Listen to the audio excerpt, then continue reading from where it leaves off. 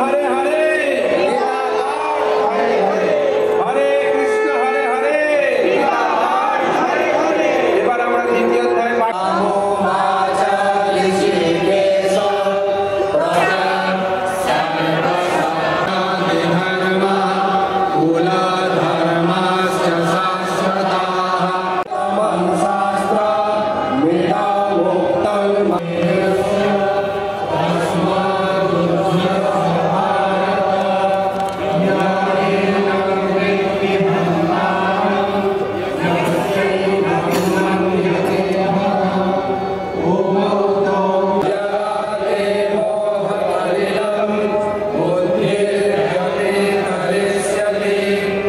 ভারতবর্ষের বিশ্ব ইতিহাসের শ্রেষ্ঠ গ্রন্থ হচ্ছে শ্রীমদ্ ভাগবত গীতা।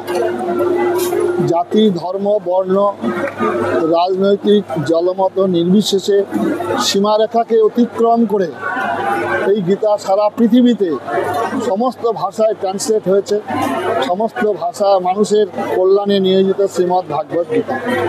এবং এখানে শাক্ত, বৈষ্ণব, শৈব, এখানে বিশিষ্টাদ্বৈত, অদ্বৈত, এখানে দশনামী, এখানে বৈষ্ণব, এখানে ব্রাহ্মণ, ক্ষত্রিয়, শূদ্র, বৈশ্য, এখানে রাজনৈতিক দলের বিভিন্ন মতবাদের লোকের সবার আহ্বান শ্রীমদ্ ভাগবত গীতা। এবং এটা আমরা এতদিন যাবৎ আমাদের হিন্দু সমাজে প্রচার করা হয়েছে মৃত্যু পথযাত্রীর জন্য শ্রীমদ্ ভাগবত গীতা। মৃত্যু পথযাত্রীর জন্য নয়, শ্রীমদ্ ভাগবত গীতা হচ্ছে সারা জীবনের জন্য। তারা ঠাকুর ঘরে গীতা রেখে শালু কাপড় দিয়ে বেঁধে রেখেছেন, তারা গীতাটা একবার খুলে দেখুন। আর এই গীতা পড়ে 49 শতাব্দী নবজাগরণ এসেছিল। ক্ষুদিরাম বলেছিলেন, হাসি হাসি করবো ফাঁসি, দেখবে ভারতবাসী, একবার বিদায় দাও গো মা, ঘুরে আসি। এই প্রেরণা শ্রীমদ্ ভাগবত গীতা। আমাদের কানাইলাল, আমাদের বিনয় বাদল দীনেশ, আমাদের সূর্য সেন সব গীতাকে হাতে করে নিয়ে তাই আমরা বর্তমান এই ক্ষয়মান, বর্তমানে অবসাদগ্রস্ত, বর্তমান এই মানে আমাদের অবস্থায় গীতাই হচ্ছে একমাত্র আমাদের বাঁচাতে পারে। তাই গীতার পথ বাঁচার পথ।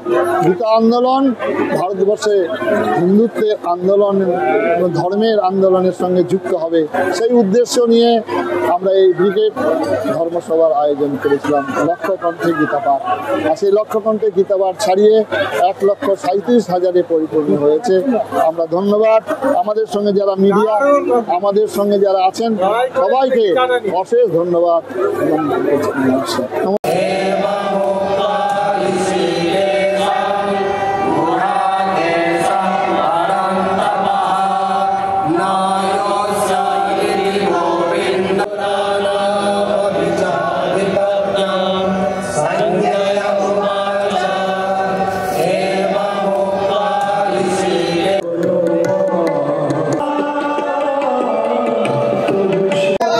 ভারতবর্ষে যখনই সাংস্কৃতিক জাগরণ হয়েছে, আধ্যাত্মিক জাগরণ হয়েছে, যখনই সাধু সন্তরা সামনে এসে নেতৃত্ব দিচ্ছেন, তখন ভারত জেগেছে।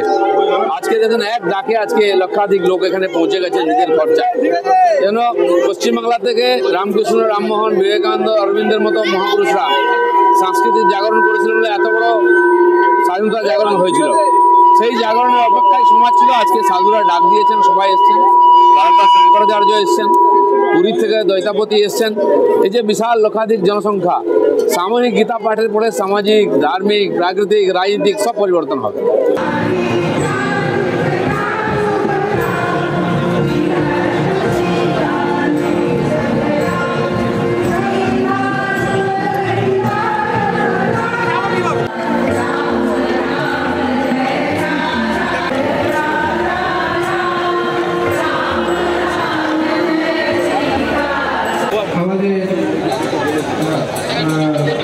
स्वामी विश्वात्मानंद जी महाराज গত 70-80 বছর ধরে বামপন্থী কুপ্রচারের ফলে বাঙালি হিন্দু সম্প্রদায় ধর্ম থেকে সম্পূর্ণ বিচ্ছিন্ন হয়ে গিয়েছিল। সেই বিচ্ছিন্নতার ফলে বাঙালি হিন্দু সমাজ একটা হাল ভাঙা পাল ছেঁড়া নৌকোর অবস্থায় উপনীত হয়েছিল।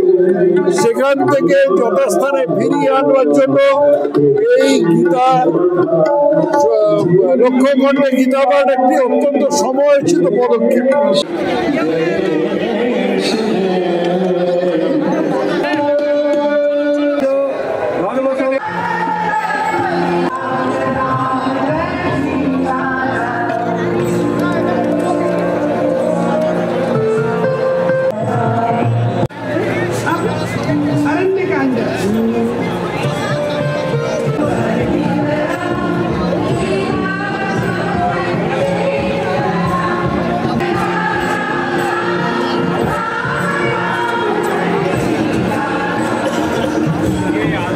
বালুরঘাট দক্ষিণ দিনাজপুর ওখান থেকে আসছি আমরা, সকালেই আসছি। সকালে আসে এখানে সম্পূর্ণ সামনে আসে বিনা ডাকে এত বড় জনসমাবেশ গীতা পাঠের ভারতবর্ষে কেন গোটা বিশ্বে বোধহয় হয়নি এরকম। এত সুন্দর লাগছে দেখে, মন প্রফুল্ল হয়ে উঠতেছে। আর কিচ্ছু চাই না, শ্রীকৃষ্ণের এই বাণী দিকে দিকে এখন ছড়িয়ে পড়ুক।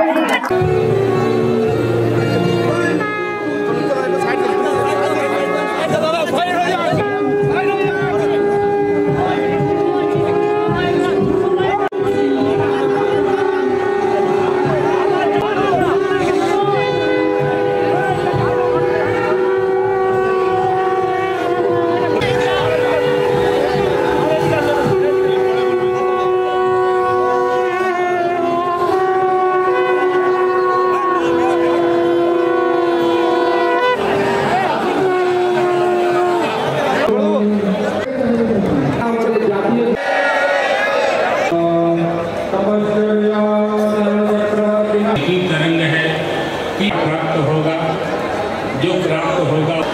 युद्ध करने के लिए ही तैयार थे, युद्ध करने ही आए थे। राजा का शासन धर्म करता है और धर्म का उपदेश धर्माचार्य देते हैं। इसलिए हमारी राजनीति धर्म के है। एतान्नहन्तुम इच्छामि, मैं इन सबको नहीं होता है, क्योंकि नीति शब्द धर्म का यत्र पार्थो धनुर्धरः तत्र वैराग्य मोह जनित था, मोह से उत्पन्न हुआ था। ध्रुवा नीतिर्मतिर्मम, ध्रुवा नीति का हम शांत हो गया, इदम शांत हो गया। गीतोपदेश से ही करना था, तो उन्होंने मानव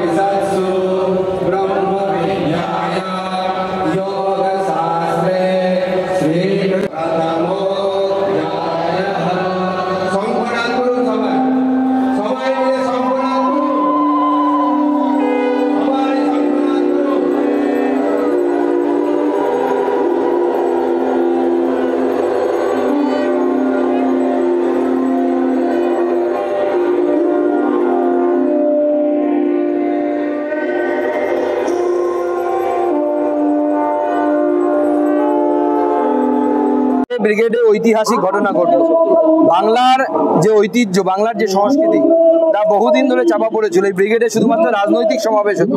আজকে সাধু সন্ন্যাসী, পূজনীয় শঙ্করাচার্য, পুরীর দ্বৈতাপতির উপস্থিতি এবং অন্যান্য সাধু সন্তদের উপস্থিতিতে যে ঘটনা ঘটলো, বাংলায় 1 লক্ষর বেশি লোক, প্রায় 1,24,000 গীতা বিক্রি হয়েছে এবং এত মানুষ এখানে এসে গীতা পাঠ করেছে। টেট পরীক্ষা ইচ্ছাকৃতভাবে এই দিন ফেলার পরেও মানুষ এসেছেন, নিজের ব্যবস্থায় এসেছেন এবং যেভাবে গীতার বাণী ধ্বনিত হলো এই রাজনৈতিক কুরুক্ষেত্র থেকে, আগামী দিনে বাংলার রাজনীতিতে এমন পরিবর্তন আসবে যে পরিবর্তন কুরুক্ষেত্রের যুদ্ধ হয়েছিল, ধর্মের জয়, অধর্মের পরাজয়।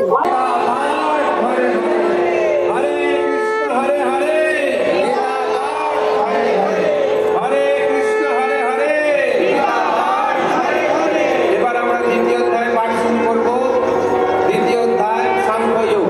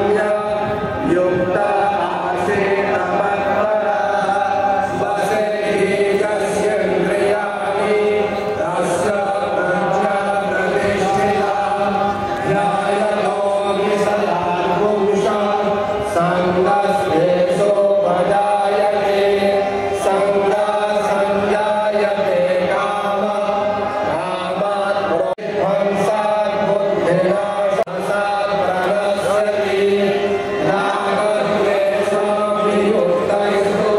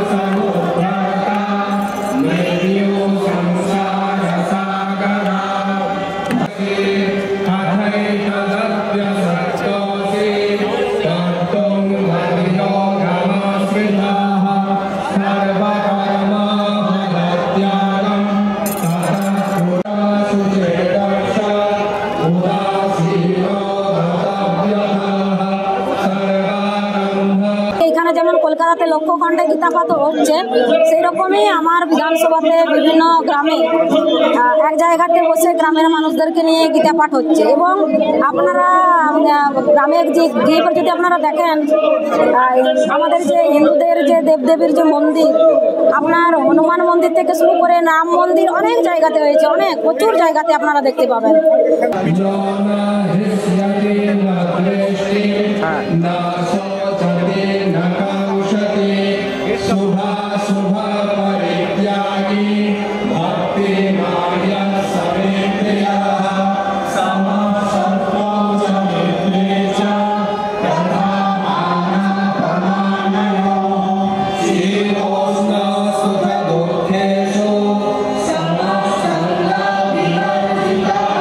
तुल्या निर्दास्तुते मौनि संतुष्ट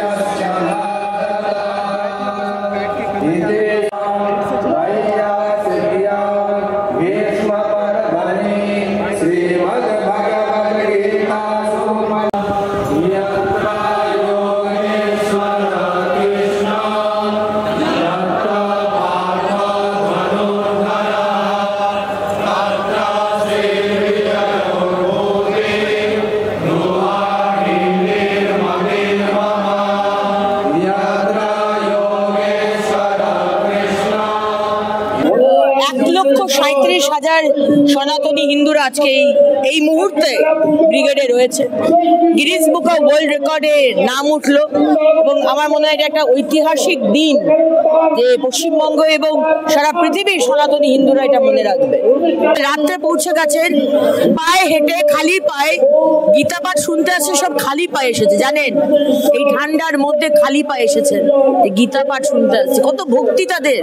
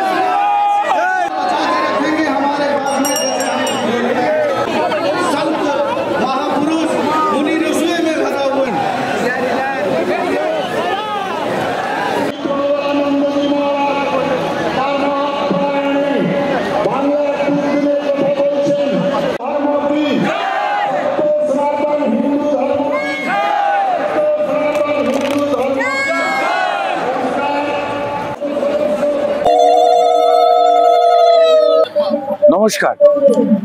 আজকে একটা অভূতপূর্ব ঘটনা ঘটলো এবং তার সাক্ষী থাকলো শুধু ব্রিগেডের মাঠ নয়, শুধু পশ্চিমবঙ্গ নয়, শুধু ভারতবর্ষ নয়, সারা পৃথিবী।